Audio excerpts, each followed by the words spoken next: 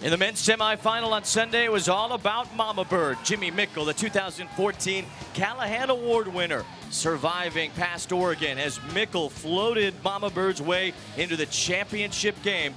And nice succinct victory for Colorado over Ego. As for North Carolina, they dashed their way through early. Some tic-tac past North Carolina Wilmington early on, but late, Jonathan Nethercutt aired it out. And Darkside moving on into the championship game. Today, North Carolina can win their first ever championship in program history.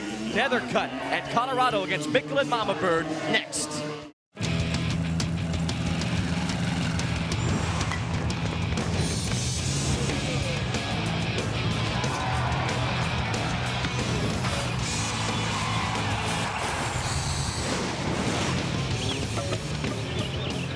USA Ultimate is proud to present the 2014 USA Ultimate College National Championship.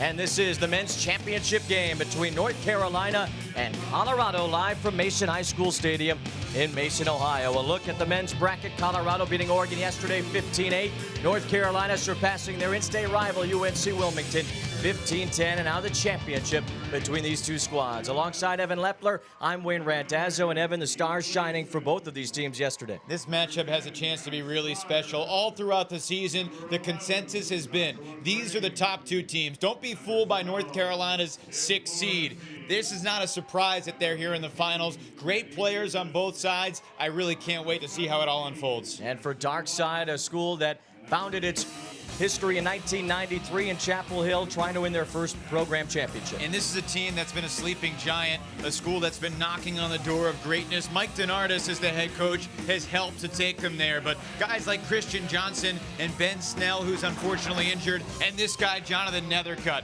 He has a cannon for an arm, and we saw it on display in the second half yesterday.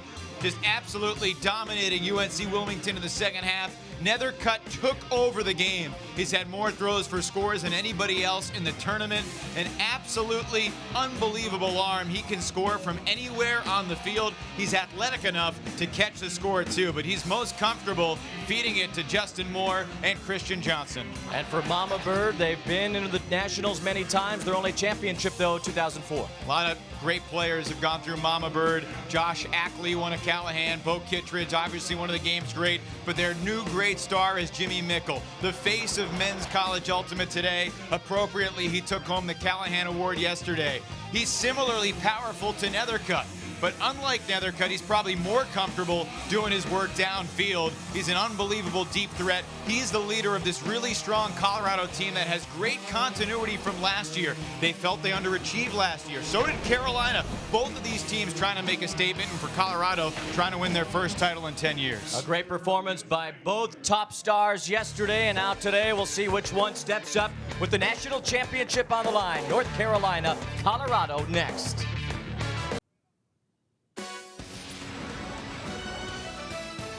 The USA Ultimate College Championships are presented by the Discraft Ultrastar, official disc of USA Ultimate. Ask your retailer for Discraft Ultrastar. The Triple Crown Tour, America's most competitive and prestigious series of ultimate tournaments. The US Open Ultimate Championships and Convention, a gathering of the international ultimate community to celebrate character, community, and competition this July 4th weekend in the Twin Cities. And by USA Ultimate, the national governing body for the sport of ultimate in the United States. To learn more about Ultimate or find out where to play in your area, visit usaultimate.org. The men's championship game, and this is the lineup North Carolina puts out to try to win its first title. Aaron Warschauer, Jacob Mao, Sether Raubman, Christian Johnson, Justin Moore, Zura, and Nethercutt. The starting 7 for Darkside's Mike Denardis. On Jim Shetler's squad, Mamabird, Hitty Sneeder, Tim Morrissey, Denny Beaches, Jimmy Mickle, the cutters, Rawls, Janis, and Gleason, the handlers for Colorado and Mamabird. This is the game of ultimate. 7 players on each side. First team to 15 wins. Halftime starts after one team gets 8 goals. Disc can go anywhere. Players can't run with it, though. They have 10 seconds to pass it. It's a self-officiated game, although the observers there in orange do step in, and teams do switch ends after each score. First title up for grabs for North Carolina, second for Colorado. They won their first in 2004, and Evan, they've been to the dance many times, but only that one title. Longest streak of consecutive Nationals appearances for Colorado. Every year this millennium, Colorado has gone to the big dance at Nationals, but only one title. Jimmy Mickle, the kind of guy who can change that. This year's Callahan Award winner, and running off the screen there, the head coach Jim Shetler, the 1997 Callahan Award winner, now coaching Jimmy Mickle and Mamabird. Darkside was clad in black yesterday. They've got good old Tar Heel blue today. There's Nethercutt 24 ready to await this pull. And there it is from Colorado. The men's championship game is underway. And all eyes on the man who just slipped in the headband there, Jonathan Nethercutt, who threw some flick bombs yesterday, and now a drop from North Carolina. Always have to deal with the nerves early on in a championship game. I can't remember ever seeing Christian Johnson drop a disc like that ever. I mean, he's been so sure with his fundamentals. And now Jimmy Mickle throws one away, but Beaches runs it down.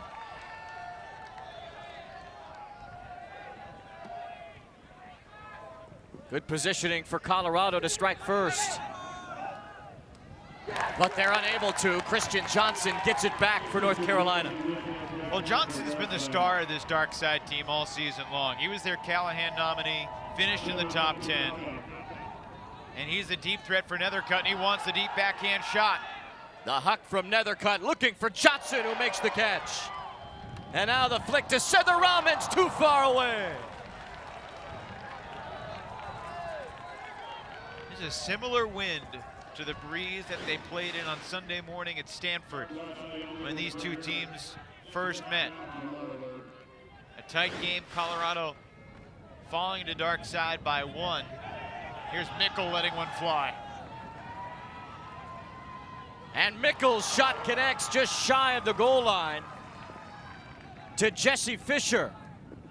Fisher dumped it back, but no point there. Peterson caught it behind the edge. And now Jimmy Mickle gets the goal for Colorado.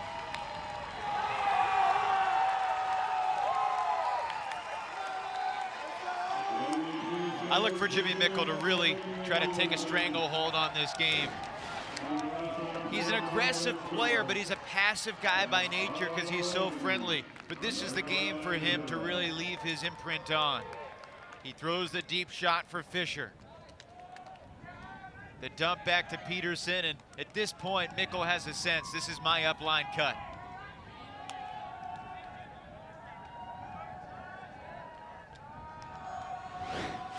Seems easy when it gets down to the end there, but those are quick decisions that need to be made.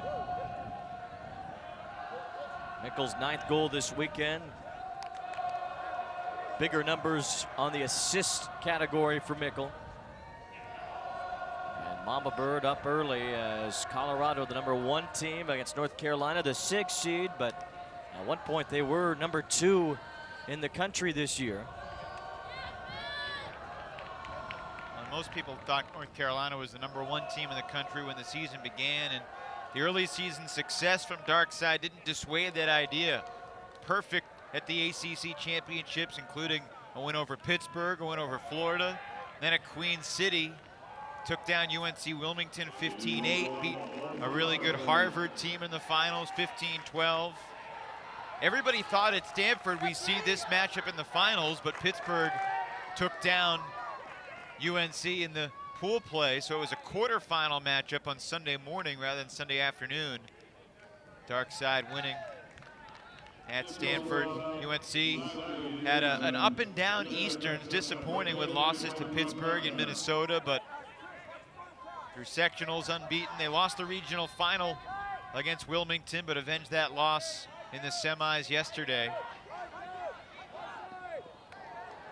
And some entanglement there. Christian Johnson went down. They'll call it incidental as Nethercutt ended up flipping it to nobody. And now Colorado has a chance for an early 2-0 lead. Mickle on the assist. And the goal to Stanley Peterson puts Colorado up by 2.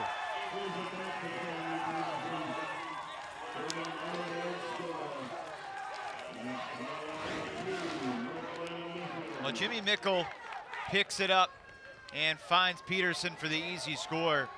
It was interesting how Christian Johnson did not call this. That looked to me like a foul, but UNC plays one of the most aggressive brands of Ultimate, and they're used to contact. It's sort of what we saw last night between Wilmington and Darkside. They basically set the tone early, and I've talked to the observers about this. You know, the players decide how physical the game's going to be. Perhaps the disc a little uncatchable there on the flip from Nethercutt. Yeah, I think, you know, Johnson could make that play if he pivots and doesn't get, but he sort of lost his balance before the contact. And I think Christian Johnson sort of, by not making that call, expects that if a Colorado player loses his balance and absorbs similar contact, that'll be a play on as well. Good start for Jim Shetler's club as Colorado has the early start. And North Carolina, a couple of mistakes early on that have cost them. Yesterday we saw the North Carolina players mostly wearing gloves. See a couple of the Colorado players wearing them today, but it doesn't appear that the Darkside players, at least not as many of them, are wearing gloves today. A few of them are, though. It's all a personal preference. I tried it, never found it to be comfortable. Want to get the throws. I was more of a handler. If you're more of a receiver, I can see how it'd be more desirable.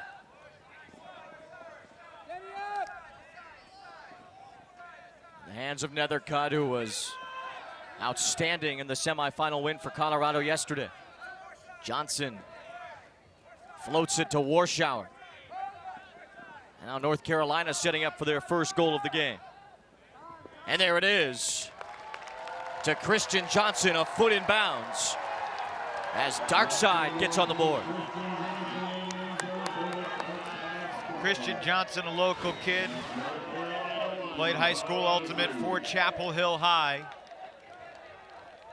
And just a great awareness of where his feet were relative to the sideline to haul in this score. You know, a guy who's always been an athlete, but he's developed the throws and developed the aggressiveness. There was a time in his playing career when he was more of a passive guy, more of a face in the crowd, whereas now he is a frontline guy for this team. I think a big part of that maturity was playing for Ring of Fire last year, the Raleigh top club team that has been consistently a Nationals contender. And you're sort of forced to learn a different brand of Ultimate if you play at that level. And he was a key guy for Ring of Fire at Nationals last year in Frisco. 16 goals this weekend for Johnson. He was on the other end of a few of the hucks from Jonathan Nethercutt yesterday. And now Jimmy Mickle to pull for Colorado. Waiting for the pull, that is, from Nethercutt. Nethercutt might throw this one on top of the high school. I thought I had a pretty good flick, and then I watched Jonathan Nethercutt. We saw this strategy yesterday where Nethercutt just spiked it out of bounds on the pull. He did that several times against UNC Wilmington. Yeah, well, it allows UNC to set up their defense, and it traps Colorado on the sideline. So even though you're sacrificing the field position, you know, now they're a little able to set up the trap here. Mickle on the hammer toss to get it in, and he does.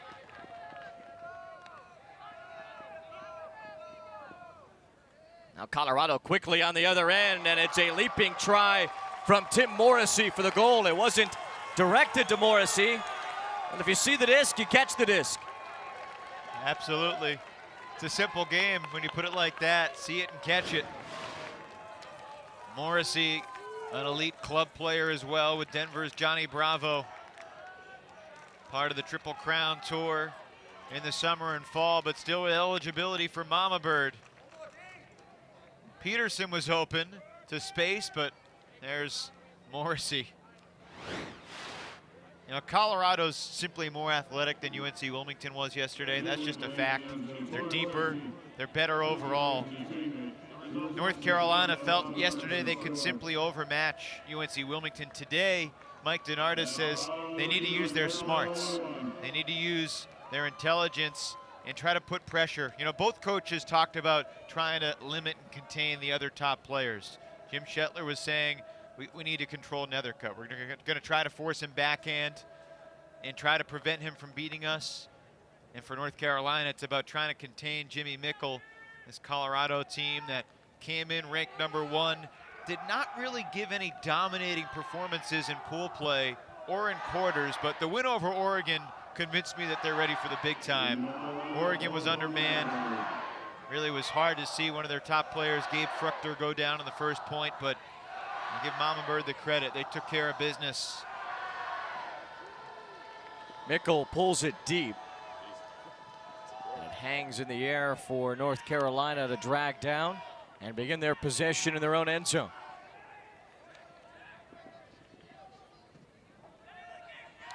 Haven't seen a Callahan yet. A spot where Colorado could get one. If they catch it in the North Carolina end zone, that's a point Colorado's way, but Darkside able to get it out. Setharaman now. Flings it low, but a good grab by Jimmy Zura, who turns it over. Good poach by Mickle. Nethercutt making the in-cut from the back of the stack. But Mickle poached the lane and intercepted. The hammer toss to the end zone. Jesse Fisher going up for it. And it's brought down by 2 Mamabird players. We'll give them a half goal each. It's 4-1. Wow. I don't think Jeremy Harker wanted this hammer to be this much like a blade to the back end of the end zone. And they nearly stripped each other. Barrow and Fisher over Johnson. They each had one hand on it. I mean, that's a half goal for each of them. It's got to be. And a great start for Colorado, just like we saw yesterday. They dominated Oregon from the get-go. And they have jumped out to the big lead on Darkside again today. Now, they jumped out on Oregon yesterday in large part because Oregon was completely out of sorts after the Fruchter injury. Today, Colorado has just totally blown North Carolina out of the water. UNC has made a couple of key mistakes. Meanwhile, Colorado, have they turned the disc over yet? I don't think so. Colorado has been excellent throughout this tournament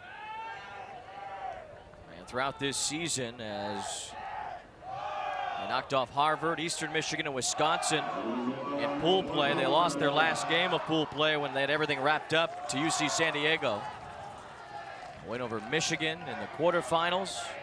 Oregon yesterday in the semis, and now Colorado trying to knock off North Carolina. Great catch by Nethercutt to keep the possession. Now he's going deep.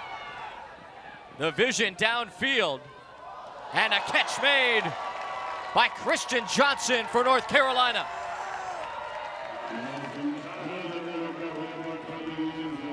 Typically, you don't want 2 guys going deep at the same time. Nethercutt barely kept this alive, and he's always looking deep first. Saw a man cutting. It was Tim McAllister. Christian Johnson in the area as well. Jimmy Mickle just missed it, and the only guy who didn't go up for the disc. Johnson just waited for it patiently.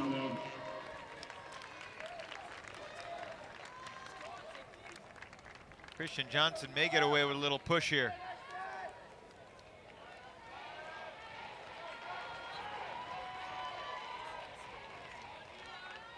Johnson has scored both goals for North Carolina.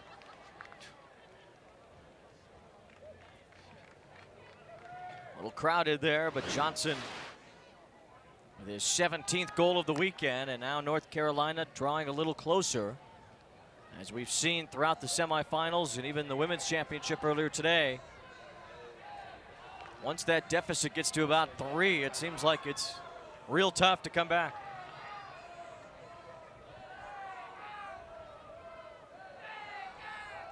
We saw Nethercutt throw the huck, and that's what a huck is.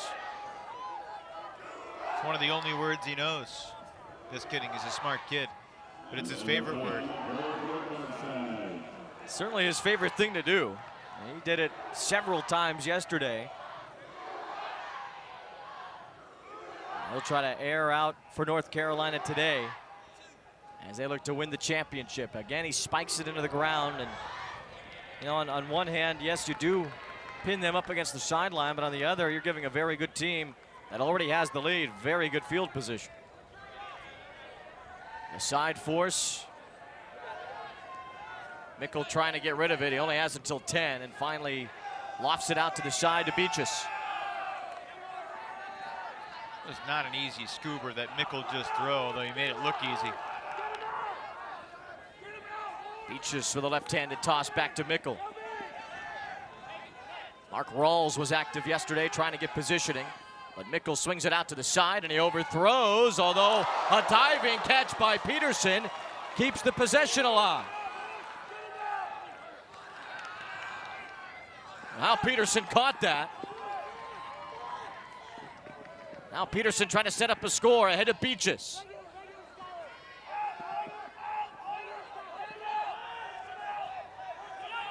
Peterson makes the cut. Beaches tags it to the side to Mickle.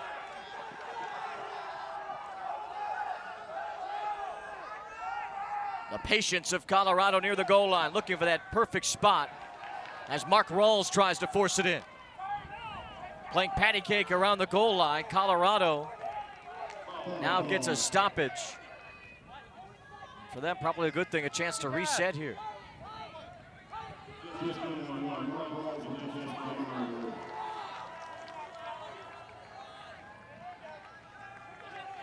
Now back to work, Rawls at the goal line. Mickle with the diving stop. Couple of those on this possession from Mamabird, and Mark Rawls gets the goal. Careful execution from Colorado, and they strike again. No lack of layouts early in this game. Mickle with the overthrow, but Peterson saves the day with that bid. The first of the point from Mamabird. It wouldn't be the last. Jimmy Mickle again with a left hand. Adjusts the shorts and throws the score.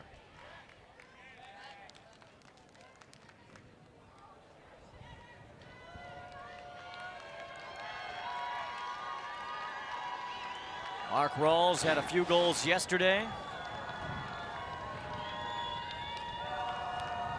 Back on the board today, 5 different Mamabird players have scored. Rawls only 5'6", a sophomore. He's the smallest guy on the team, but he was very active in the semifinal matchup yesterday and on the board today as well. Now for North Carolina, that 3-goal deficit as Darkside tries to regroup. Quite an attack from Colorado early on. And Jim Shetler, working a long time for this. He's been coaching Mamabird since 2008. Took over after Cat Wilson, the longtime Mamabird coach, stepped aside.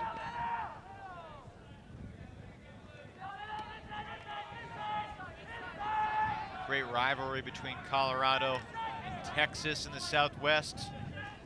Mamabird wouldn't have been the #1 seed if not for a universe point win in the regional final against Texas. Good grab there by Jacob Mao.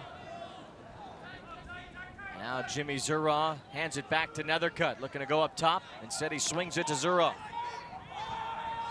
Zura, the lefty spin, looking for the goal line and connects to Christian Johnson.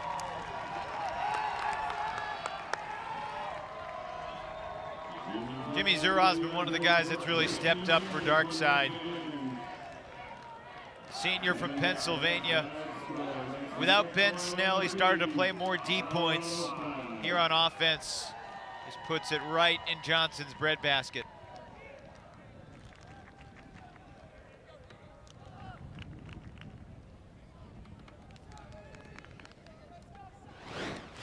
All 3 goals for Darkside have come from that man, Christian Johnson, the senior. A physics major, a Chapel Hill native.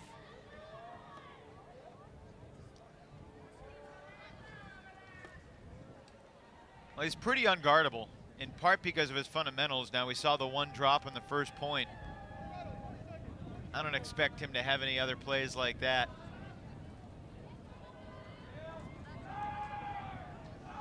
Quite a day for Johnson so far. It's been a great tournament for Johnson.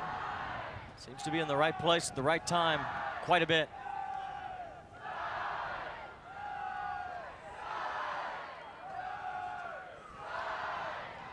One of the things that Darkside has wanted to do defensively is vary the looks that they give Colorado. The words that Mike DeNardis used, we want to scramble their brains. Just make them think a lot of different things are coming. And they continue to just force Colorado to start from the sideline. Nethercutt bowls it out of bounds. Now Jimmy Mickle will inbound for Colorado. Against the side force, Mickle zooms it in.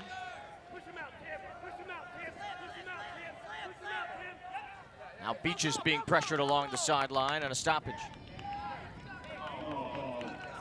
Called a foul there as Warden gets aggressive. Hey, Dustin. Okay. Self-officiated. If it's contested, that's when the observers get involved. And in that case, they didn't need him.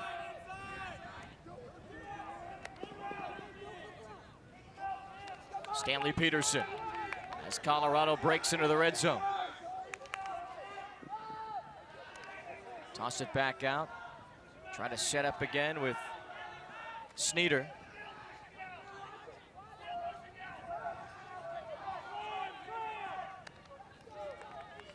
The Poland native Pavel Janis ahead to Mickle.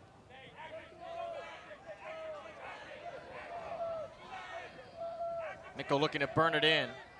Goes short to Rawls. Right at the edge of the goal line. Rawls did not get the point.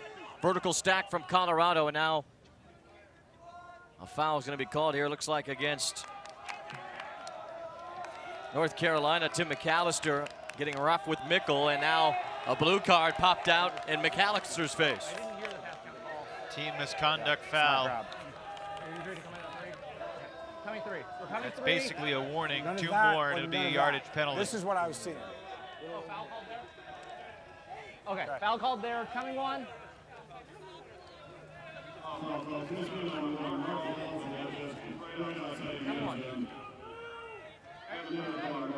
After the foul, Colorado vertically stacks in the end zone. Mickle makes his break. The rest of the players follow. Rawls trying to burn it in. Instead, he swings it back out. Oh, yeah. Sneeder goes forward, and the pass too long for Peterson. Big turnover near the end zone. I think he had Wes Chow open to the other side and forced it to Peterson. Johnson on the huck. Usually he's on this end of it, and his toss too long.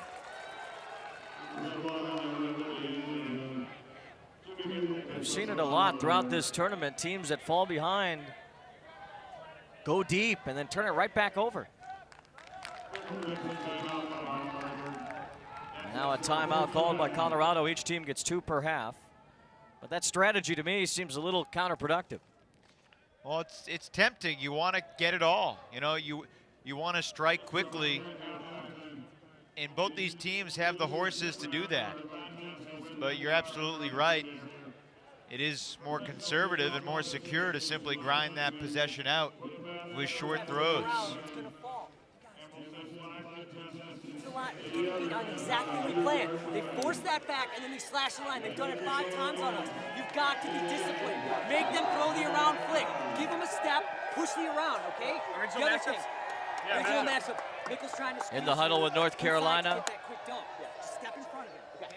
All right. And Mike DeNardis. How come it's just the 7 on the field that huddle up and the rest of the team huddles somewhere else? Well, typically the 7 players on the field are determining the strategy for that specific point.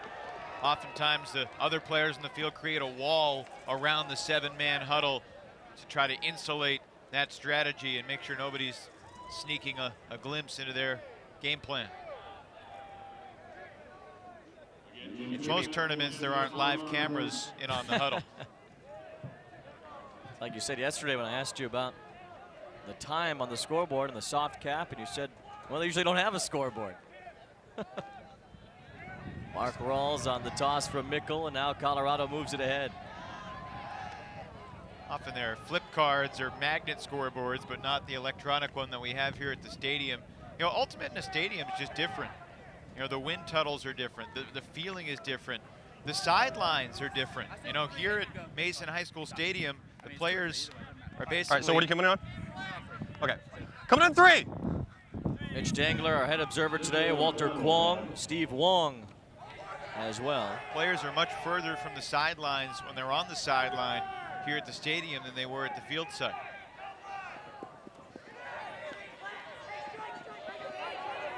Side pressure from Nethercutt.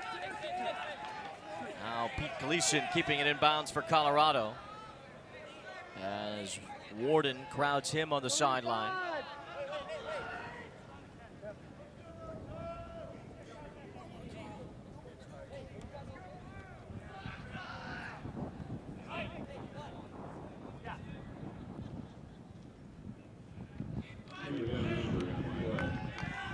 Now a ruling being made away from the disc. What do you got? As we take a look at Hey, we're coming the in on observers 5. and Coming in on 5. what they do, basically dispute solvers. 3, 2, 1. Track the time limits. Their job is basically to handle it when a foul is called and the two players can't agree if there really was a foul or not. Mark Rawls trying to chase it down. He's got it.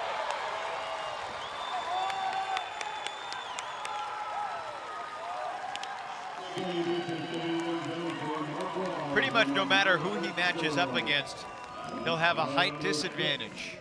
But pretty much no matter who he goes up against, he has the edge in speed, and he can get up a little bit too.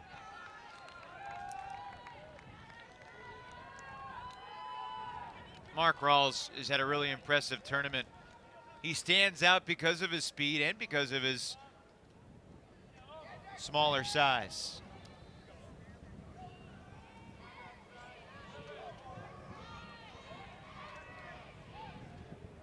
When that disc went up, there was no doubt in my mind that Rawls was going to get up high and make that play, even though he was surrounded by a couple Darkside defenders that had a good bit more size than him.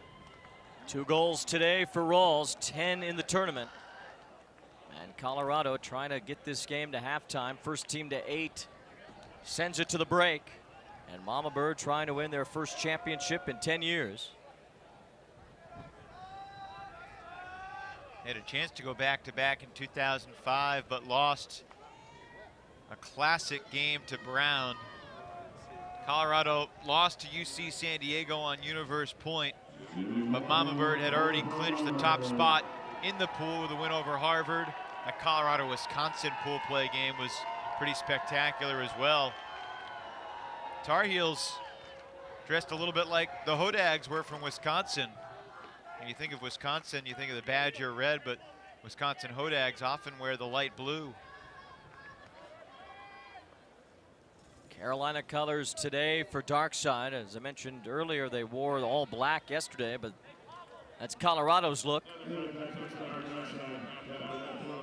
As Nethercutt brings it up after the pool goes out of bounds. Is a play that Darkside has run all season long, isolating tons of space underneath for Christian Johnson to get that first disc. And Nethercutt couldn't reach the toss from Warschauer. Colorado could go up 4 with a goal.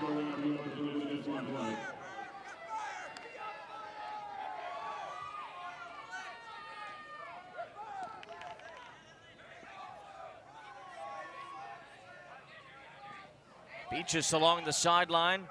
Finds Pavel Janis. Beaches able to track that one down. Rather, that's Phil Sun. Now Colorado in the red zone.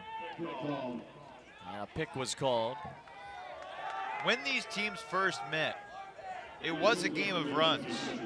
There were quick 3-0, 4-0 runs back and forth. I remember watching that game on a Sunday morning on ultiworld.com. They did a fine job covering the Stanford Invite, a tournament that North Carolina won And Darkside's going to need a similar comeback today. You know, Colorado's a better team than it was back in March.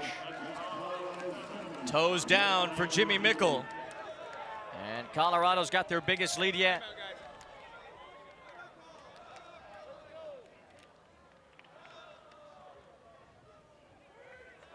It's been Mickle, Rawls, and Peterson that have really been the centerpieces to the Mamabird offense so far.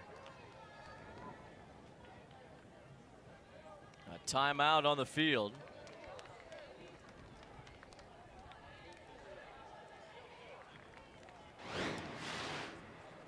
As we take a look at yesterday, and Jimmy Mickle receiving the Callahan Award, the 2014 trophy handed Mickle's way. And Mickle trying to accomplish what we saw earlier on the women's side. Cassie Swafford, the Women's Callahan Award winner, becoming a national champion today. And Mickle hoping to add his name to that list. This is something that he's really wanted. He finished in the top 3 last year. And he really has improved his game from his 4th year to his 5th year, beating out fellow finalists. Will Driscoll of Texas finished 2nd. Central Florida's Mike Ogren. Pittsburgh's Marcus Renai Droptro. And Appalachian State Justin Allen also in the top 5. Colorado with a good start today, 7-3 they lead. Mickle has been all region a few times. Callahan Award winner this year after being down in the finals for it last year, and now trying to bring his program, Mamabird, back to national recognition as Colorado won yesterday 15-8. In fact, that was the fewest goals they'd allowed all weekend. They'd had some tests throughout pool play and in the quarterfinals, but Beaches and Rawls helping Colorado scoot by Oregon with ease.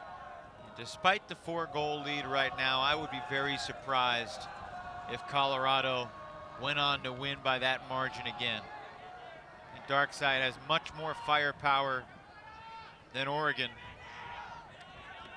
But give Colorado credit. They've done a nice job taking away the flick huck from Nethercutt so far, and that was a huge part of the game plan by using that backhand force.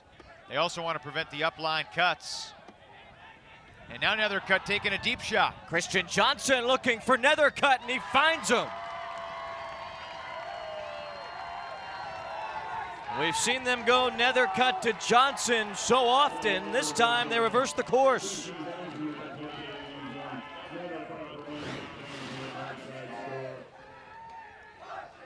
Well, Nethercutt usually the thrower, because he's maybe a 2% better thrower, and Johnson's perhaps a 2% better receiver, but they're both still really good, whether it's throwing or receiving.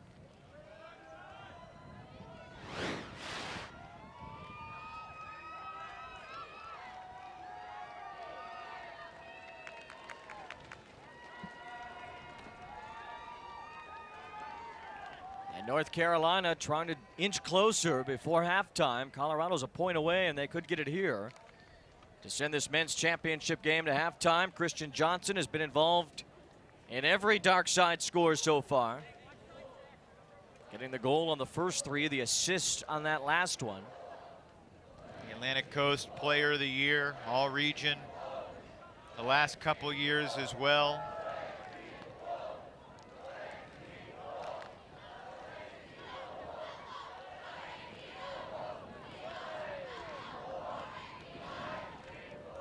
Not sure Mickle has come off the field yet. Built up the endurance throughout the season to play every point here in the finals. There's Mickle, the Callahan Award winner, waiting for the pull. Finally, one that stays inbound from Darkside. Colorado will have to go the length of the field. Peaches slipped as he threw, but still gets it to Rawls. And now Mickle will handle for Colorado. Quick passes from Mamabird.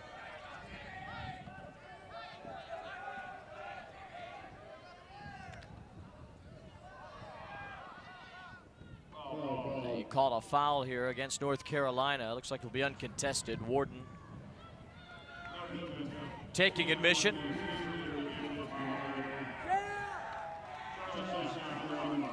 Now Colorado will resume their possession.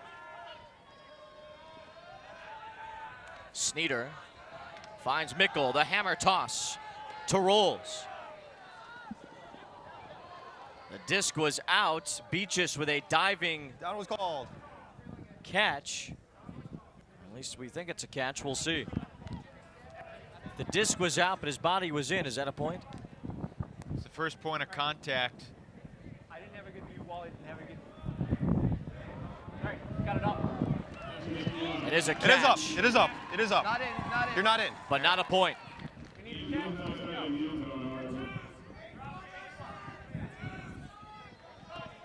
He was either in or it was a straddle, because certainly a good chunk of his body was in the end zone. But if, say, his foot is touching on the ground in the end zone and his knee is on the ground outside the end zone, it's not a score. Although it was only a matter of time, wasn't it? Mark Rolls again, and it's halftime in the men's championship game as Colorado has doubled up North Carolina in this first half. And that's certainly a catch. He might have been able to get the score if you had instant replay review. But Rawls pads his stats and takes this to half. I think North Carolina's a little shell-shocked. You know, a couple key mistakes early in the game from the Darkside. And UNC certainly capable of a comeback, but Colorado sitting pretty, up by 4, taking half. And it'll be UNC pulling to Colorado to start the second half. Mamabird will have an 0 point when play resumes. 8-4, Colorado has the lead. It's the men's championship game. And Mamabird looking for its first title since 2004. As we are about to be joined by Colorado head coach Jim Shetler. And coach, first half, and you guys dominating early just like yesterday. Yeah, I think same thing as yesterday. We've been able to get some turns, and we've been able to put in the breaks, which has been big for us. We turn those early breaks, and it puts a lot of pressure on them. Coach, how has your team become so proficient at dumping when the stall count gets high and getting those swings and resets? Practice. You know, every college team is now forcing that trap pretty hard. And so we've worked a lot this year on trying to get it off the sideline. I think that's probably the toughest play in college ultimate, to be trapped on that backhand side and have to get that flick break off. And the plan to go backhand, forcing Nethercutt to go backhand, he hasn't had a huck. He beat you deep once, but he hasn't had a huck yet. Right. Well, we watched this game against UNC Wilmington yesterday, and that his flick is pretty powerful, pretty fast, and it goes a long way. So we need to take that away from them, and so far we have. Jim Shetler, the head coach of Colorado. Coach, good luck in the second half. All right, thanks a lot. Appreciate it. Mamabird's got an 8-4 lead over North Carolina, the men's championship game, and Colorado up early. It's 8-4 Colorado, halftime in the USA Ultimate men's championship game. And Mamabird, as they did yesterday in the semifinal, getting out to the big lead early in this one, Evan, and Colorado using many different ways to score their goals. There's no question about it. Jimmy Mickle started the game with a deep shot, and the deep shot worked early.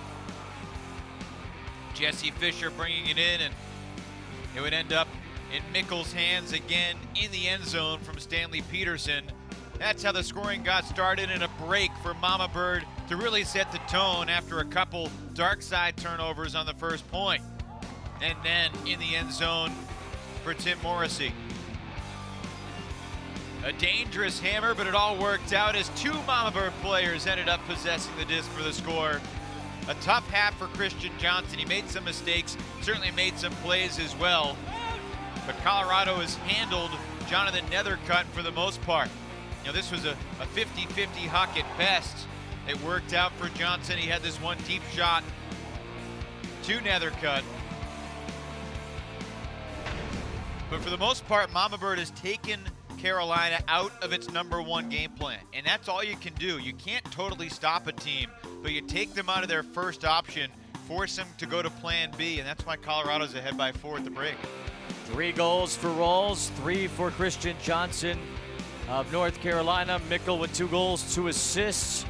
And Colorado has the advantage, 8-4 over North Carolina. How about before the game on this Memorial Day, parachuting on their way into the men's championship game of USA Ultimate. Look at the view on their way in to Mason.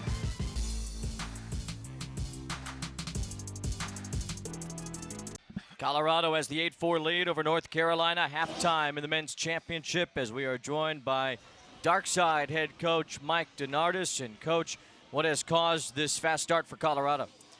We've had some fundamental breakdowns in our defensive pressure. A lot of the things we talked about in our meeting this morning, we haven't been executing properly, and Jimmy Mickle's having a good game so far. Coach, it seemed like they took you out of plan A. What's plan B and C, and how can you be successful with those? We're going to adjust in the second half, try to push Mickle downfield a little more, try to pressure the other guys on their team to throw some swings, some lateral throws instead of vertical, and hopefully we create some more pressure that way, and we'll keep mixing stuff in and see what works. Was the halftime conversation more strategical or more emotional? I mean, it's a little bit of both. I mean, it's been a long weekend. We fought hard. You know, there's a lot of emotions, and when you're down like this, emotions get low, so you have to pump the team up. They're ready to go. I think we've been here before, and we know what it takes to come back from these kind of games. We've had a ton of them in the past, and you know, they have the heart to do it. Thanks, coach. Good luck in the second half. Yep, thank you.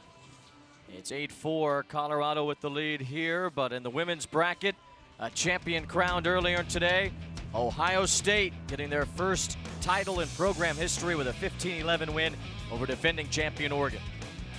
An incredible season they had, 41 consecutive wins. Their last loss was in January, and Ohio State wins its first championship. Cassie Swafford, the player of the year. Paige Soper, another superstar, and their head coach, Deanna Ball, has been in the game so long, tasting the glory for the first time. Really happy for them. Second half coming up in this men's championship. Colorado looking for their first title in 10 years, leading 8-4 over Darkside. Second half about to start here in the men's championship. Colorado with an 8-4 lead over North Carolina. And Evan, as we look into the second half, a Darkside team that has fallen behind big with the title on the line. What can they do to combat this Colorado team that seems destined for #1? Well, right now this game's going to go one of two ways.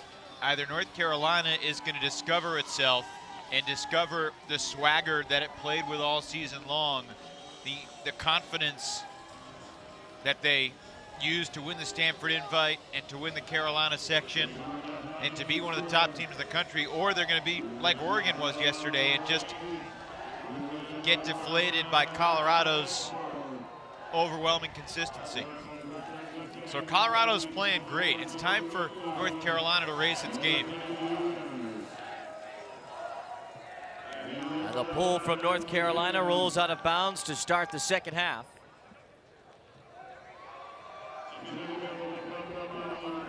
Hoping that this sideline force can work.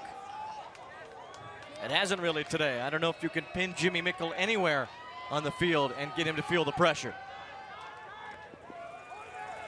Swings that one to Morrissey, and Colorado's first possession of the second half underway. Because of the short field to work with, they have moved it quickly toward the goal line. Beaches looking for Mickle, and the point for Colorado. You know, so often this season, North Carolina's game plan has worked to the T. And they had a good game plan, but the players just aren't able to execute it against the Colorado offense, which is a well-oiled machine right now.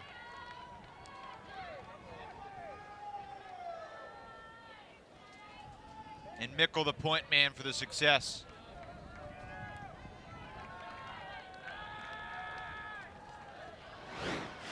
Third assist of the day for Denny Beaches, third goal for Mickle.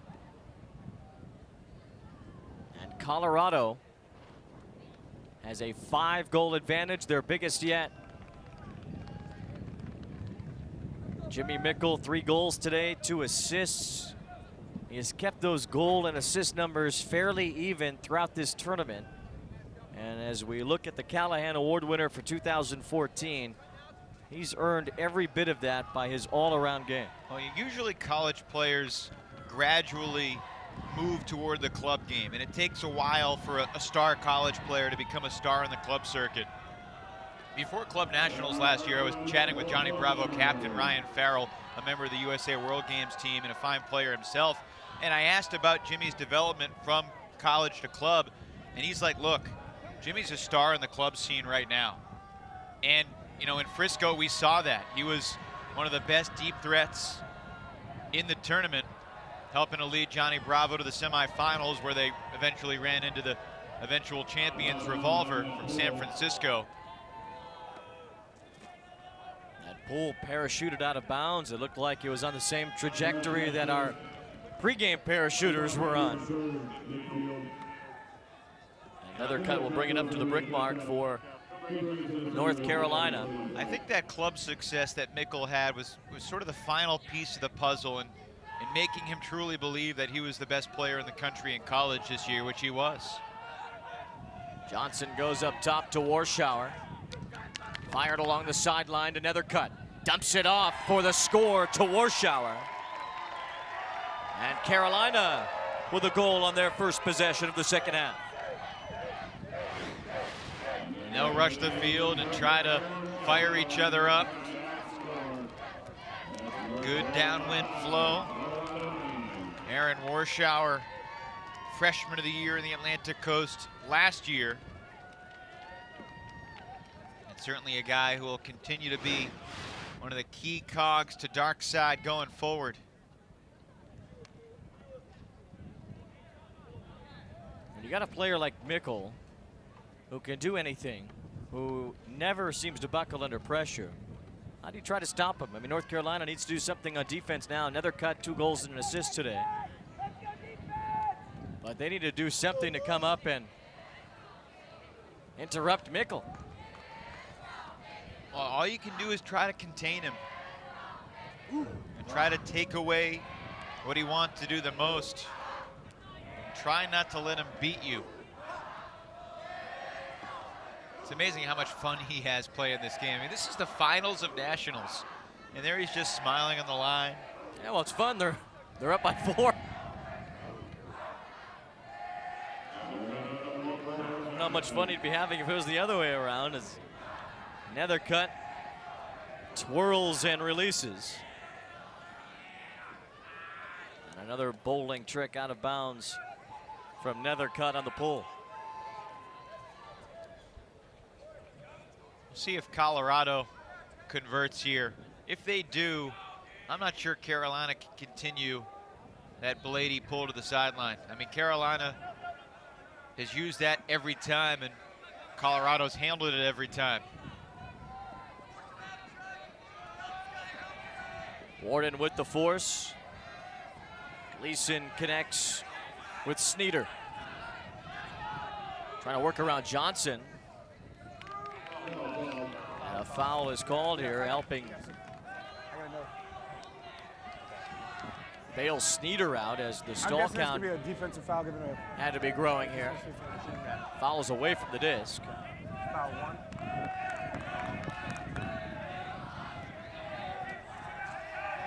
Fouls really just stop play. They don't hold it against anybody later.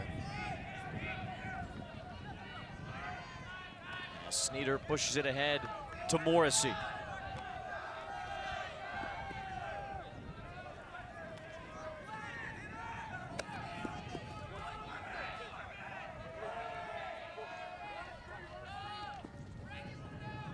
Colorado has rolled through these semifinal and half of the final. Trying to execute a championship as time is called again. We've seen a lot of the observers throughout this weekend. Talked to Hank Carey, one of the observers, earlier today. He said this is about the usual. The observers aren't any more active because these are big games than when they aren't so big.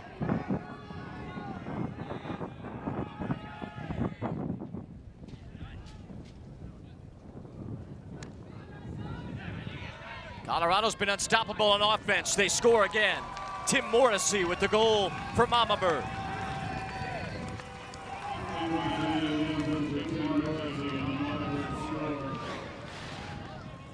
Morrissey so effective. Just a quick throw and go. Right back up line, and you know, UNC through the years has been very aggressive defensively. And, you know, this is a point where you almost got to put a body on Morrissey and try to prevent him from making that up line cut. Get your chest square and get in the way of the path he wants to take. UNC has to think of something to change the momentum quick. Otherwise, this is going to simply be a Colorado coronation. 9th goal of the weekend for Morrissey.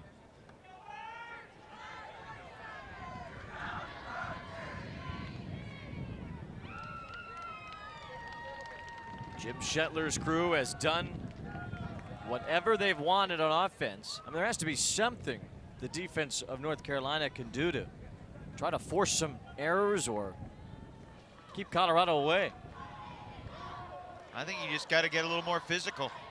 The last 8 champions have been decided by 4 teams, 2 apiece. That streak will be broken this year by today's winner. Colorado has won before, 2004, their only other title. North Carolina has never won. A program founded back in 1993. And a foul called here. It's away from the disc, it's against Colorado. Looks like Andrew Commander pleading his case. Yeah, hey, that's a foul. The fouls that happen away from the disc tend not to be disputed for very long because nothing happens. They just stop the play and then they reset it. Johnson floats it forward to Warschauer.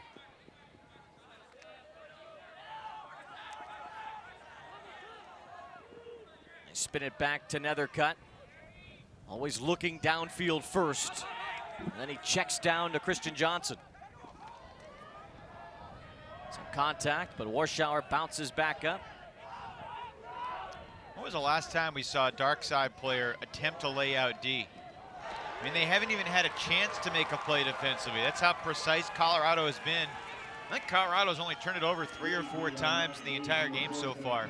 You saw in that last possession the good, deep zone defense from Colorado. North Carolina had nowhere to throw the disc downfield. Darkside has had nothing like that as Colorado's routinely moved the disc 5, 10, 15, 20 yards at a time.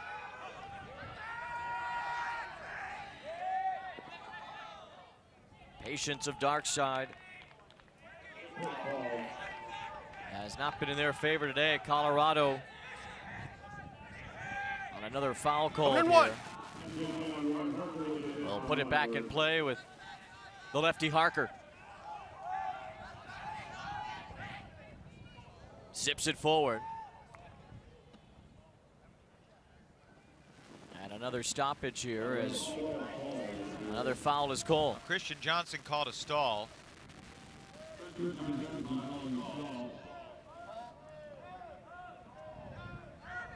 The observer rules a stall. This will be a turn. So what caused that? The 10 count? Yeah, stall reached count of 10. Johnson called it, and the thrower did not release it in time, according to the observer. 10 seconds. So now North Carolina finally gets a turnover. 5. Only because Harker took too long to throw. 2, 1, disc it. And now Nethercutt floats it in for North Carolina. Darkside needs to capitalize. They also need a few more breaks. To the end zone and a point for North Carolina. It's Christian Johnson again.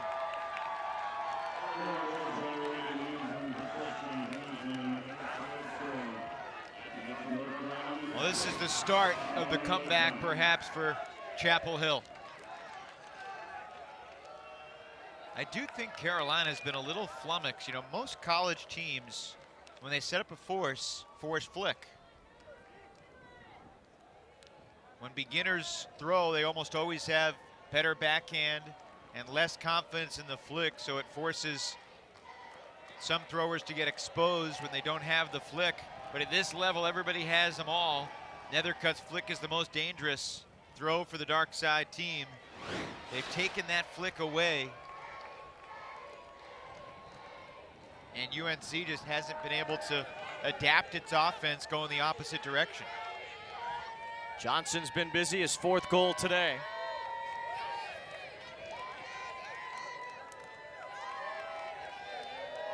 Whatever that is, trying to help out, get the crowd back into it for North Carolina.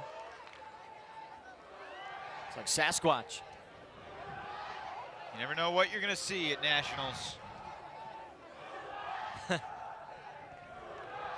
Oh, we just saw that. We saw parachuters flying in before the game. That was really cool. And well timed. Right when the anthem was wrapping up. I think the players who were lined up on the sidelines were pretty mesmerized by it too. Makes this game feel like a really big deal. Well, it is a big deal. The championship game. And Colorado looking for their 2nd title, their 1st in 10 years. Zura got tripped up there with Beaches, so they call a foul. Zura fessing up. Is everybody set? And Beaches will toss it back in. The spirit of the game. We talk a lot about that in Ultimate. And you see it at hand there as Zura commits a foul and owns up to the foul.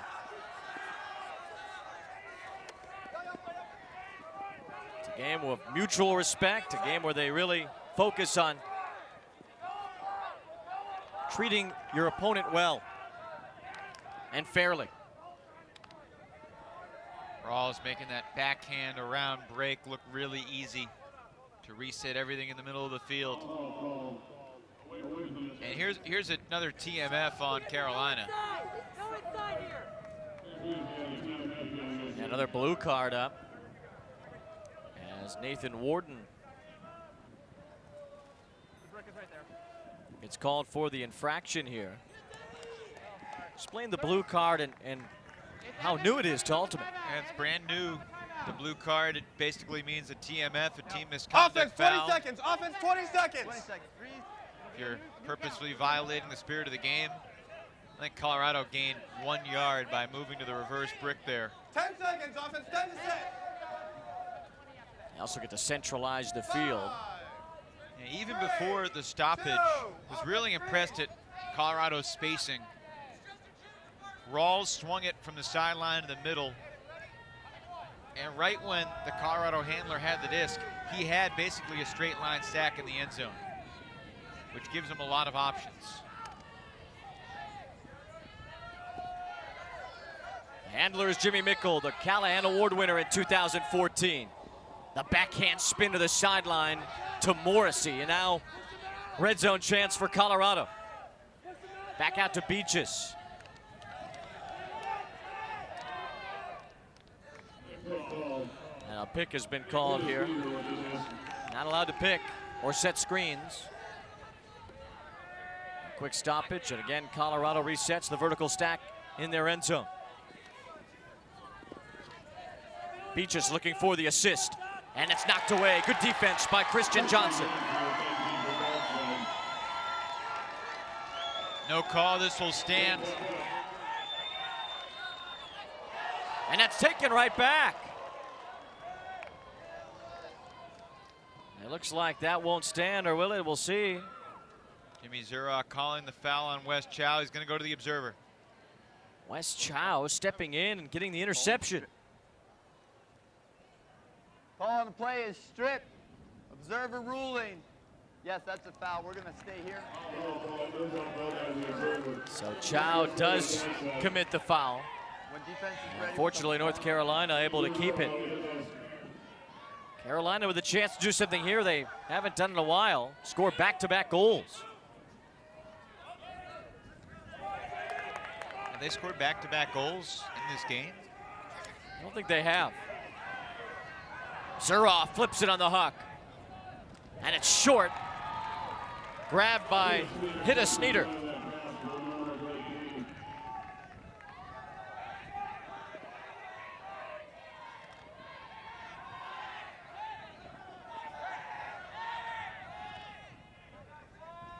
Another foul here. Zura and Chow getting physical again.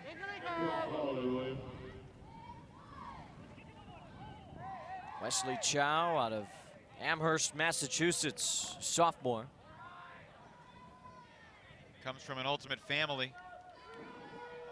His older brother Jason played at Syracuse. His older sister Caroline played for Tufts. All products of the Amherst Regional High School program that has been led by Tina Booth for so many years. Tina Booth coached the UMass men to nationals this year.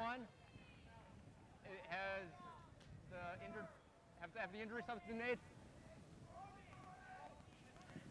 We did it? We're good? Okay. Go ahead and we can come in on one. Play resumes. Chow with Zura on the mark. Now Mickle.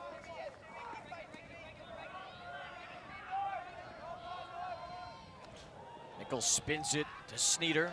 Colorado starting to move again. Pavel Janis. Janis breaking upstream. Instead it goes back to Chow. Mark Rolls has 3 goals in this game. The 5'6" sophomore.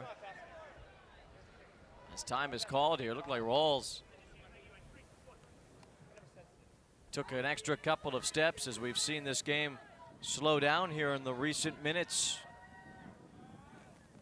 What's been causing that? Well, there have been more and more calls. A few turnovers on this point at 10-6.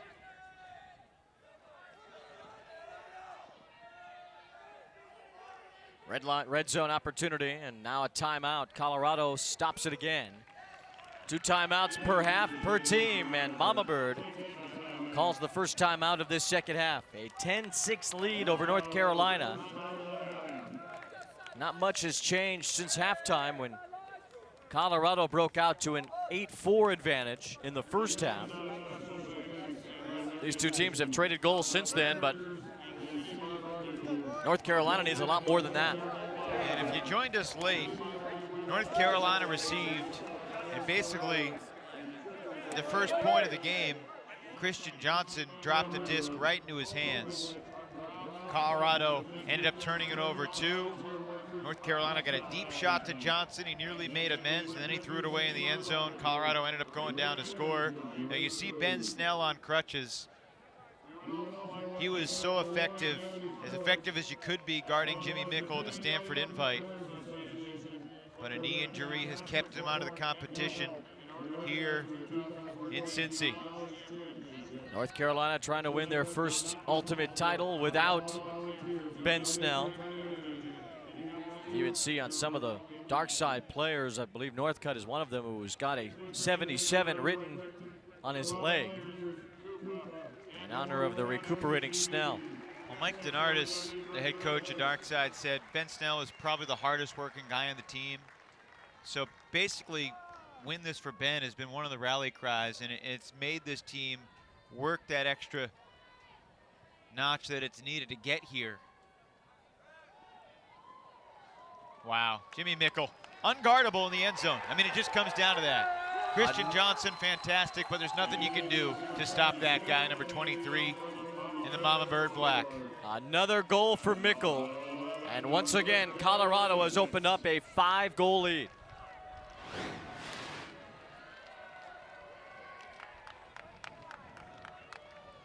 He gets his hand on the disc, great fundamentals. Stop the rotation quickly, secures possession. And in the championship game, you want your best player to be the best guy on the field, and Mickle's been that today. He's distributed, he's defended, and he's been on the receiving end with great layouts like that. He never gets rattled with a disc, too. See the field awareness, keeping his toes in bound. Usually we see Jimmy Mickle handling it today, scoring at 4 goals. And 2 assists for Mickle. Well, the last 2 years it was Pittsburgh's Tyler DiGirolamo. DiGirolamo really dominated the championship game last year. 2 years ago, the duo of DiGirolamo and Alex Thorne for Pittsburgh. Pittsburgh, Carleton, Wisconsin, and Florida, the only 4 schools that have won a championship in the last 8 years. Colorado's 4 points away from joining the championship crew. Usually you don't see athletes eating during the game, but Mickle having a snack on the sideline. We saw that earlier in the women's championship too with Sophie Darch. They always have great snacks in those team tents. Animal crackers used to be a big thing. You go to the tournament, you get a big bag of oranges and bananas, and oftentimes a huge satchel full of animal crackers. Seems like it'd be counterproductive to eat when you're doing all this running as Fisher gets the interception. And now Colorado can go up by 6. Mamabird will call its final timeout. Didn't have their offense on the field after the turnover, so chance here to get Mickle back out there and score again. Mickle will stay on the sidelines for this point, but Colorado, I think, senses that a 12-6 lead would be nearly insurmountable. They blew away Oregon yesterday, 15-8. In the first semifinal, North Carolina whizzed past UNC Wilmington, their rival Wilmington, who had 3 one-goal victories to reach the Final Four. That luck ran out against North Carolina yesterday, and now this championship game, all Colorado. They jumped out to a 4-1 lead. They have been ahead by multiple goals ever since. Now up by 5 with the disc.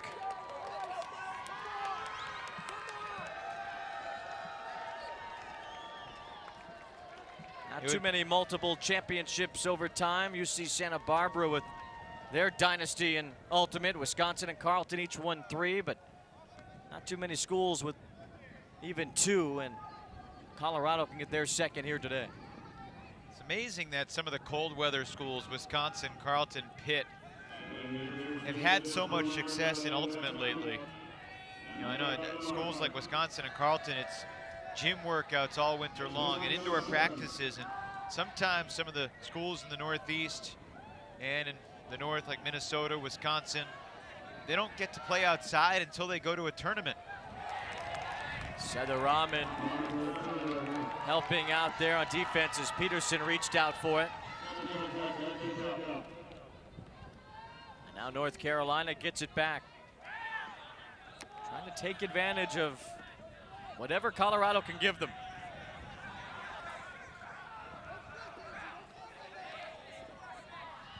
Jimmy Zura with the southpaw flick to Warschauer. He's going deep down the sideline to Setharaman. And Setharaman couldn't bring it down.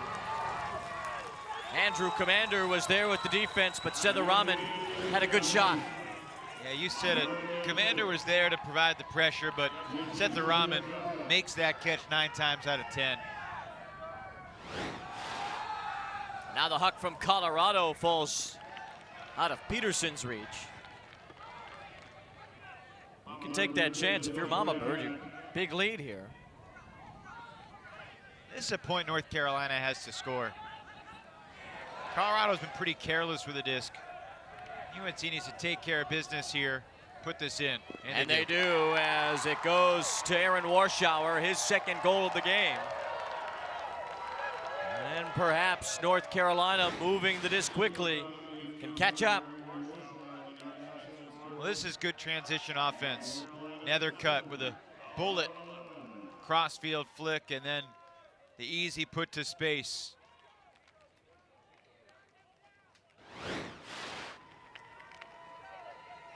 Now obviously, that could have been 12-6 instead, 11-7. But now the Colorado O-line coming back on the field with guys like Janis and Sneeder and Mickle and Gleason and Rawls.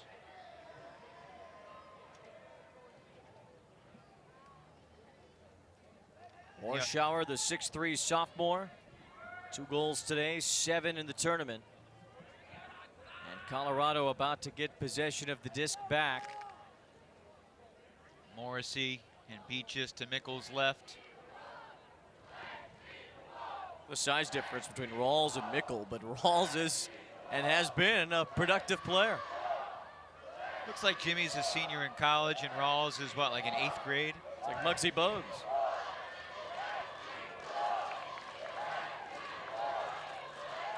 You underestimate Mark Rawls, that is the beginning of your demise. He's proven that.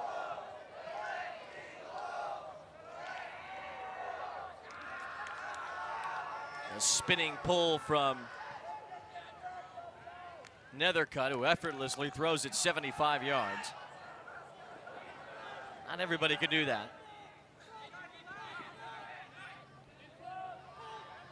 If Nethercutt whipped one as hard as he could, how far do you think he could throw it?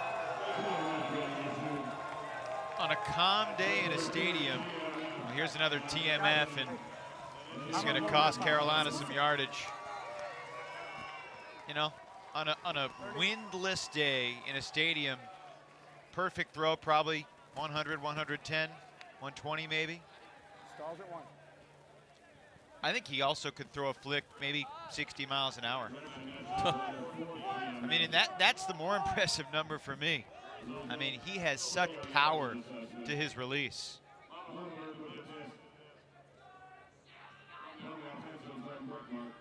Our stat czar Byron nods his head, hopefully in agreement. What's the fastest flick you've ever seen, Byron? He's speechless. Colorado with a 4-goal lead here. And possession after the team misconduct foul pushed them into good field position. Mickle feeds Rawls. Rawls looking for the sideline. Morrissey trying to dump it into Rawls. He's down for the point. And Colorado back up by 5. 3 away from a national championship. This is what Mamabird had in mind when it brought back everybody from last year on this offensive line. Morrissey, Rawls, Beaches, Mickle, Janis, Gleason, Sneeder. I mean, this 7 has all been on the team for at least 2 years now. And everybody is experienced. There's great chemistry. They all know exactly what the other likes. You know, Colorado, we talked about it yesterday, a smaller roster than they've had in the past. There are no freshmen on Colorado's A team this year. But because of that, everybody's had a role, and their offensive line has developed the chemistry. Perhaps it took a little longer than Jim Shetler might have wanted.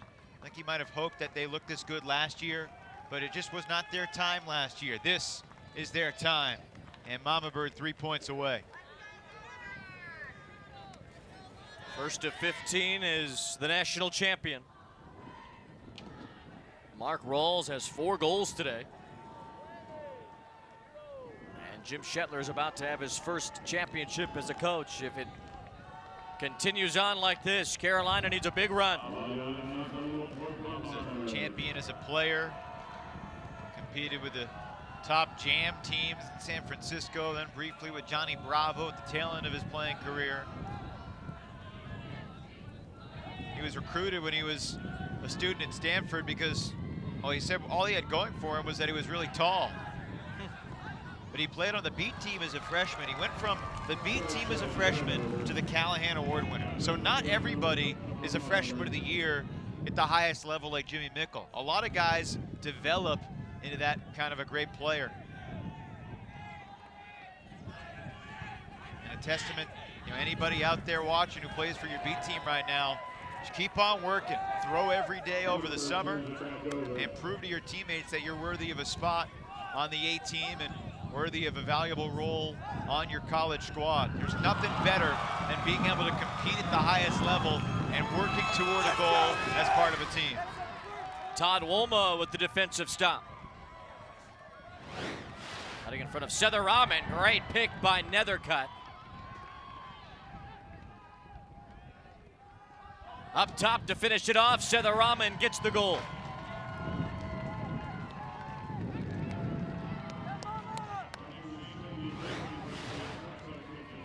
Nethercutt gets in the passing lane.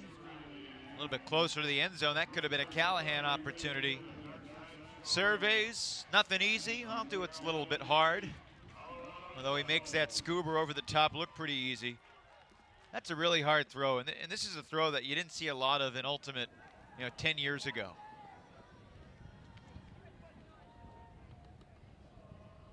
Just a little overhead scuba flip for the goal. Seems like only the best players even know how to execute it. Well, you have to have a lot of confidence to throw that type on the goal line in the finals at Nationals. I think anybody could go on the field right now and just mess around. But that's the scuba sort of began as a messing around type throw. And then against the zone defense, it has become a weapon. His defense has become more and more mature, cutting off certain things. The scuba is tough to cut off because it's an over-the-top throw. Guys are getting better, tighter with it too. It's gotten pretty windy here this afternoon, some cloud coverage. But just to give you an idea, I was a primary handler for a team in the Atlantic Coast region. I don't think I ever threw a scuba in a game. Flick, backhand, hammer, maybe the occasional push pass or two if you wanted to be fancy. Rawls getting fancy on the huck, but it goes too far. Mentioned the wind, and it carried that disc out of bounds. And granted, this was 7, 8, 9 years ago. Much more relevant throw now.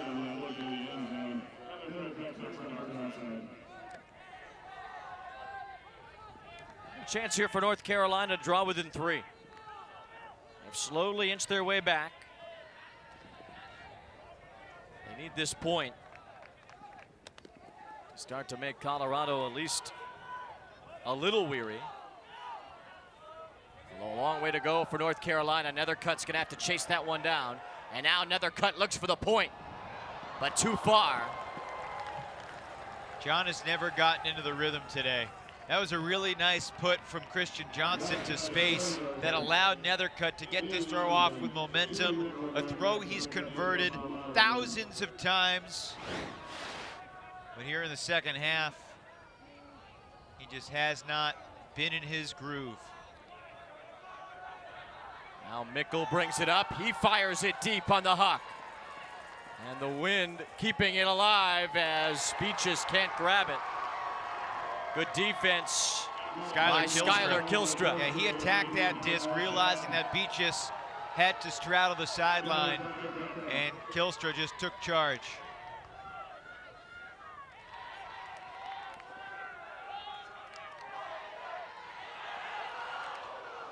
That one behind Sneeder had no idea it was coming. Yesterday in these situations, Nethercutt would just toss it 75 yards and get a goal. Hasn't been there today for North Carolina. Now a foul away from the disc.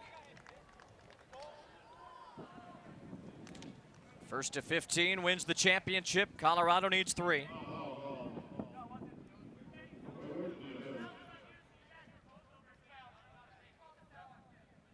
Although a few minutes here from the soft cap horn, and that would potentially push it down to 14. As the observer makes a signal there. No. You're coming in 1. You're coming in 1. It's a foul downfield. Hang on. Are you set? Coming in 1. Yep. Stall count at 1 as the UNC taps it back in.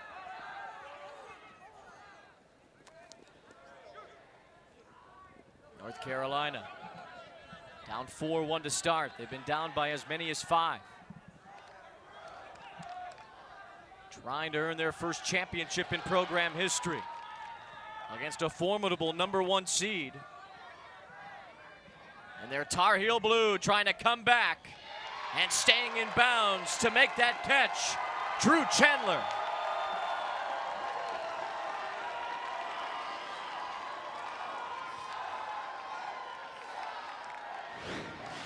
Back-to-back points for UNC. The first flick That Nethercutt is thrown for an assist, and he just barely kept that left foot down as he made the grab. All you need is 1 foot in, the first point of contact after you secure possession, and that was very close. Chandler tries to fire up his troops. And now, Wayne, the pressure's on Colorado. You know, they're on offense here, and so far the pressure hasn't rattled them at all. He caught this inbounds, right? Yeah, that toe's down when he comes into possession right there. Toe still down. Yep. It's a catch.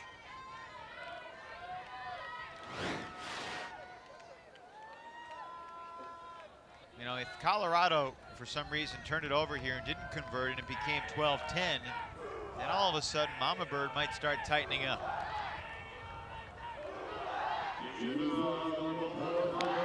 North Carolina has always been a team that, you know, thrives off the energy. Really tough team to come back against when they're in front. Similarly, their game's often decided early because when they get down, they have a struggle building themselves back up. Pull goes out of bounds. Not what Carolina intended there. They've tried to throw it out of bounds several times today to force the sideline, but in this situation, it goes up to the brick mark, and not only does Colorado get good field position, they get it right in the middle of the field. So a big point here. We've seen Mamabird execute in just about every facet today. Callahan Award winner Jimmy Mickle swings it along the sideline to Barrow and gets it back.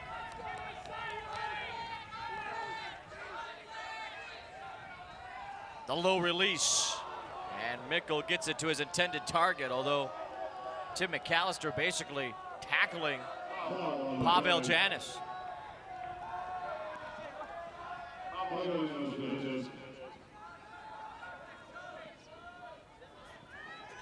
Now Janis running out of time, and that feed too far, intended for Oak Nelson. And that's a break for North Carolina. Can they execute?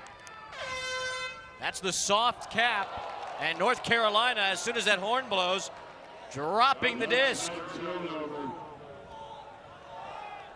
Plays like that, the reason why it appears Carolina's going to fall short. I mean, just too many mistakes against an elite team like Colorado.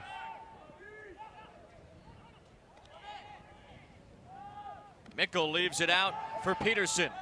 Near the goal line, Colorado after a turnover.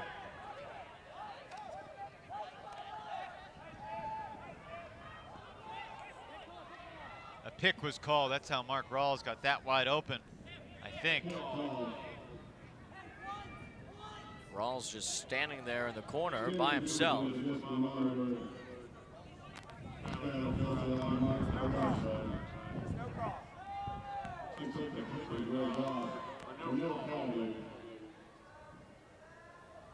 Now they say no foul, and Rawls just stands there by himself until play resumes. Somebody's gonna have to go over and cover him quickly.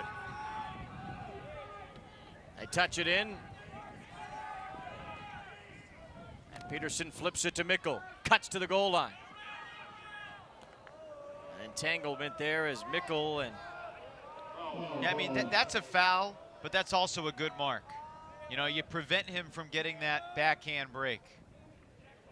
You know, if I'm Charlie Schaffner, I don't contest the foul, but I also don't change the way I play the next time. You know, otherwise, Mickle's just going to completely pick you apart. Sometimes you got to be aggressive. Call is foul. Observer ruling. Yes, we have a foul here. Coming back, stalling one. So now Mickle, as soon as play resumes, will try to get this 13th point for Colorado. Back in play, Mickle looking goal line. Feeds Rawls. Rawls to Oak Nelson, he's got it. And Colorado's 2 away.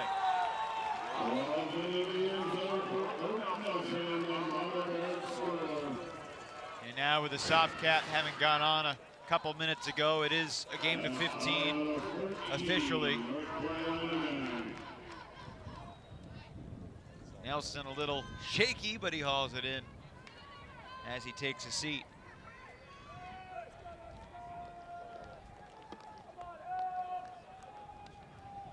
Not sure Mark Rawls released that exactly how he wanted to. There was some wobble to it. Nelson, just a sophomore, local kid from Boulder High School. And Rawls migrated to Boulder from Atlanta's East High School. Both Rawls and Nelson are sophomores. They're a big part of the future of this team. This is it for Jimmy Mickle. As a graduate student, he's been working for a professor doing some biotech work, a chemical engineering major.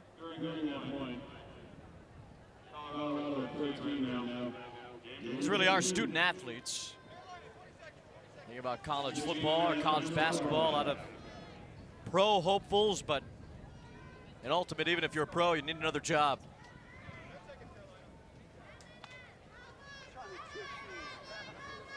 A bunch of Colorado's top guys will be playing at the U.S. Open with Johnny Bravo, July 4th weekend in Minnesota. Looking forward to that. And then many of the guys will also be going to Italy in August for Worlds.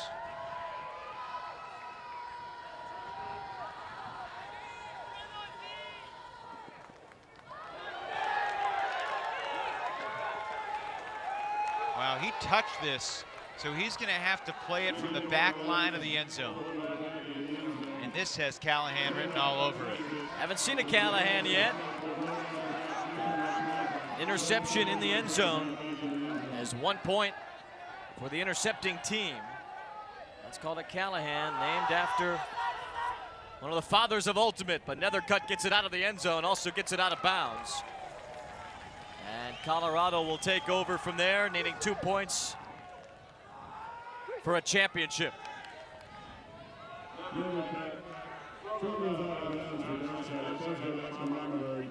Jimmy Mickle will start the possession for Mamabird.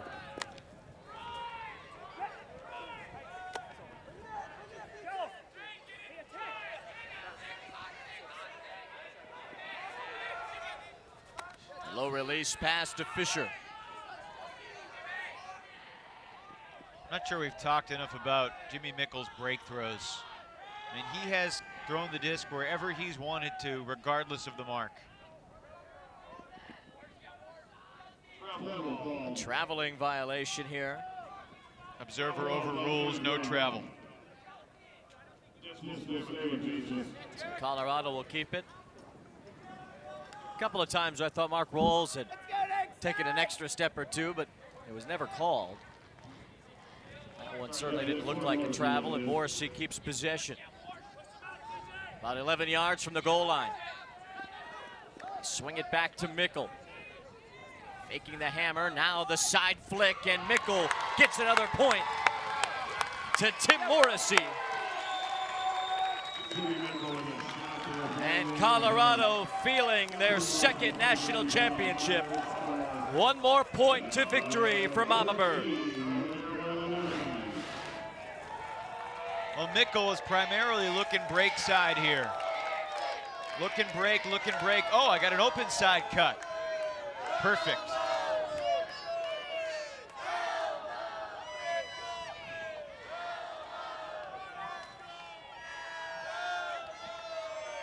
Mamabird flying to the title.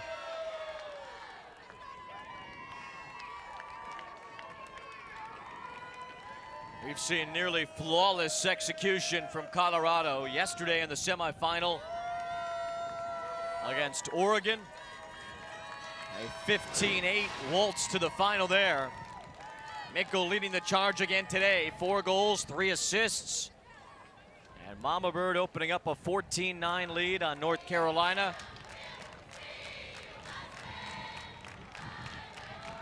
Colorado with just 2 losses in the regular season, both to the Stanford invite.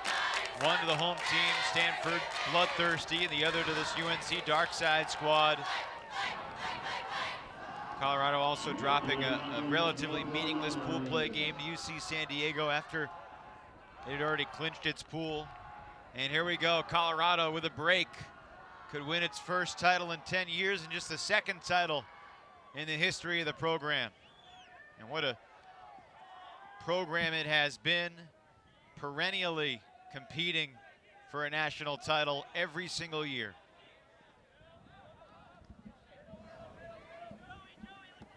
And after this North Carolina possession, a chance to win one.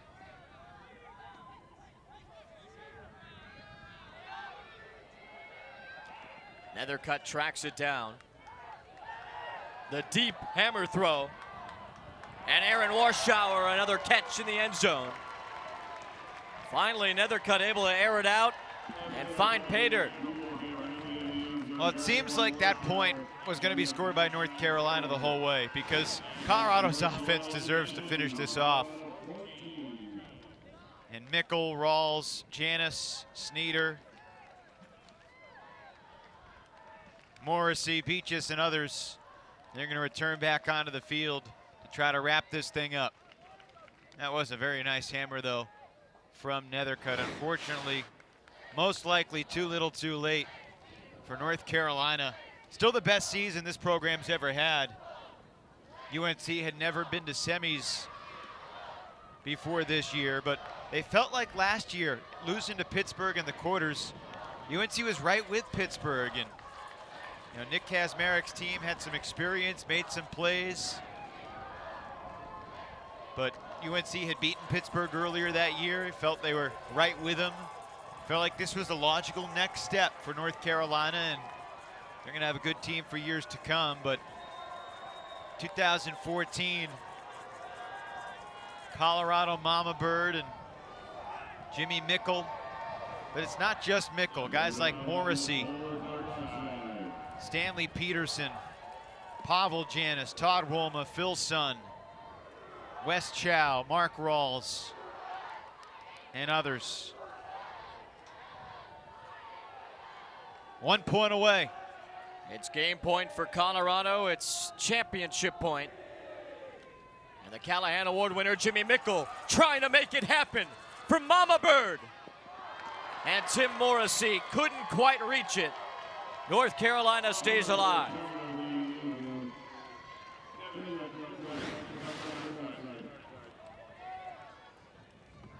Fraction of an inch.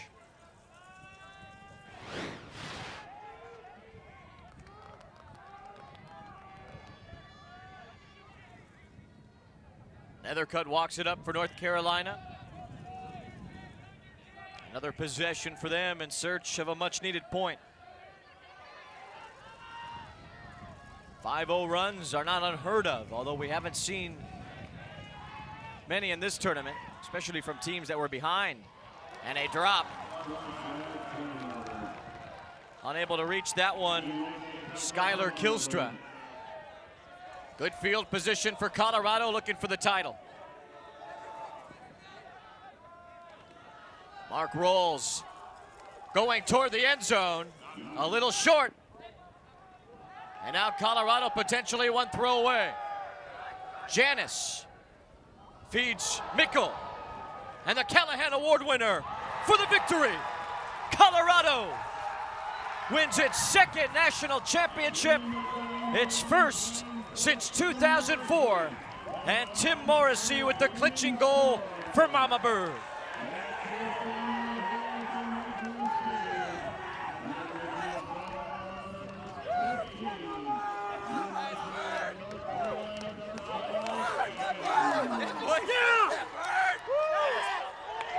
Mickle to Morrissey to finish it off for Mamabird. Let's shake him. The first time in the men's division since 2007 that the Callahan Award winner has also won the national title. This is just a sensational grab by Mickle on a throw that floated a little high. A great glimpse into his athleticism. And the National Player of the Year becomes a national champion. Congratulations to Colorado, the 2014 College USA Ultimate Champs. Micklemania finishing it off, bringing the title to Boulder. And Colorado a 15-10 win today over North Carolina. Mamabird had some closer games in pool play, but in the semifinal, they dominated Oregon. There was never a doubt in this one either. Colorado, the national champions.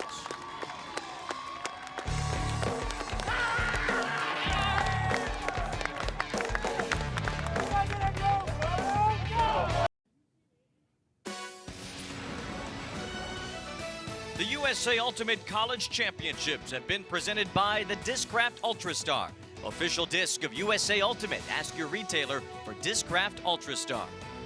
The Triple Crown Tour, America's most competitive and prestigious series of ultimate tournaments. The US Open Ultimate Championships and Convention, a gathering of the international ultimate community to celebrate character, community, and competition this July 4th weekend in the Twin Cities.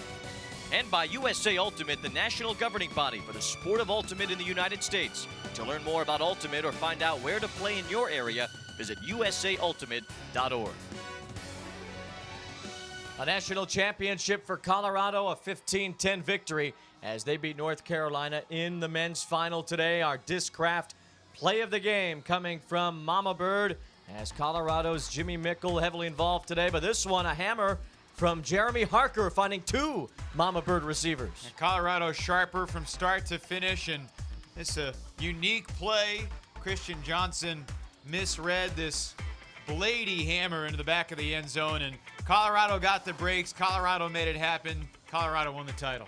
And Colorado a national champion, as I'm Wayne Randazzo along with Evan Lepler. And Evan, Mamabird getting the victory today and seemingly pretty easy fashion, just like yesterday in the semifinal. Well, I don't think they expected it to be this easy, but a great performance, a worthy champion. Let's talk to the coach. Jim Shetler downstairs. And Coach, congratulations on your championship. What made you guys roll the way you did over a pretty good opponent? Well, I think it's those early breaks. We didn't really get as many breaks in the second half, even though we had a lot of opportunities. I heard you guys say this was easy, and it sure didn't feel that way. This is stressful down to the end for us. They're such a powerful team, and they have a lot of really talented athletes. So even when they were getting turns on us, even that last point, I'm on the edge of my seat and chewing my fingernails down here. So, Jim, you've watched College Ultimate for a long time. Put Jimmy Mickle's career into a context for us. Where does he compare as a dual Callahan winner and national champion?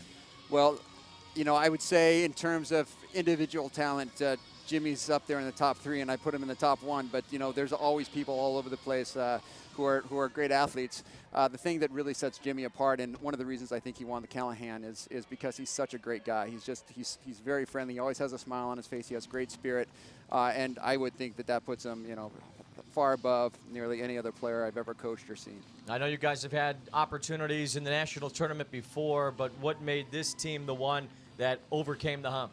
Depth. We have 20-some guys on the roster, and all of them contributed to this. A lot of these teams are playing really tight seven-man lines, maybe up to 10 people, and we're going deep into our roster. And in a game like this, when it's hot outside, you see stuff slowing down in the second half, and it really helps that we have some fresh legs. All right, Jim Shetler, head coach of Colorado, thank you very much. Congratulations.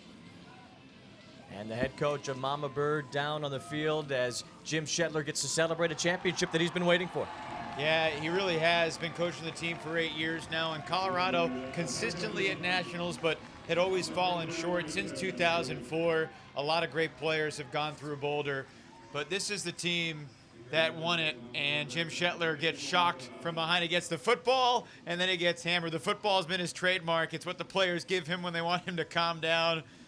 He's calm, he's happy, and he should be, because Colorado, this was the game that we were expecting all season long. It's the game we wanted to see. If this two teams played in a 7-game series, I don't think Colorado would sweep North Carolina, but they'd probably win the 7-game series in 5 or 6 games. I mean, Colorado showed today they were better. It was unfortunate that UNC didn't have Ben Snell, but with the two teams we saw today, Colorado absolutely deserved it. Well, we've heard all about Jimmy Mickle, the Callahan Award winner, a national champion. Now let's meet the man, Jimmy Mickle, downstairs. And Jimmy, put this into perspective after winning the Callahan Award yesterday, the championship today. How are you going to top this weekend? I'm not sure I ever will. Callahan was nice yesterday, but this is what we came here for. So I'm pretty thrilled. Starting to sink in, so really happy. Jimmy, really happy. how did you contain North Carolina today? What was the key? I mean, we know they have some great players. Christian Johnson's a great player, same with John Nethercutt. We knew that hopefully a backhand force would slow them down, and we tried to push Christian in because we know how good of a deep receiver he is. So it ended up working out pretty well for us. What's your ultimate career look like from this point? How do you try to go forward from this angle and continue on in this sport? Haven't really thought about it much. I'm excited for Bravo this year. I'll continue playing club, but focus in the last year has been getting this championship back to Colorado. So happy to have done that. And Jimmy, the last thing, I want to ask you about the cohesion of your offensive line. Pretty much everybody back from last year, and in the finals you were able to put it all together. At what point during the season did you guys, I know you've been playing together for a while, but at what point did you really discover that consistency at the highest level you were looking for? Throughout the spring, we kept getting better. We had scrimmages against Johnny Bravo, and they pushed us to a point where we needed to play nearly perfect offense to score points. So throughout the whole spring, we've been trying to perfect it, work on our handler movement, and this weekend we played the best that we've ever played. So happy to be a part of it. Jimmy Mickle, Callahan Award winner, national champion. Congratulations. Thank you so much. Colorado gets the win today, 15-10, as they pick up the win over North Carolina in this men's championship. Colorado eased their way past Oregon. North Carolina got past UNC Wilmington to get to this point, but it's Colorado, Evan, that grabs the title. And it's amazing because the point we made yesterday with Colorado is they really hadn't proved to be dominant through pool play. You know, they got past Michigan in the quarters, but in the semis and the finals, you saw who the best team in the country was. Colorado Mamabird, #1 for the second time in its program history, and they're going to be good for years to come under Jim Shetler. But Jimmy Mickle, as Jim said, one of the great players we've seen in College Ultimate, and really happy for him and for this team because they've worked for so long and so hard to get to this point, and they're a classy group of champions. They really are. That wraps up a great weekend here in Mason, Ohio. A terrific tournament to watch, put together by USA Ultimate in these college championships, and North Carolina losing to Colorado in this men's championship game. Mamabird, the national champion. For Evan Lepler, I'm Wayne Randazzo saying so long from Mason High School in Mason, Ohio. The final score, Colorado 15, North Carolina 10. To watch this entire game on replay, log on to watchespn.com or download the Watch ESPN app. We thank you for watching a presentation of ESPN.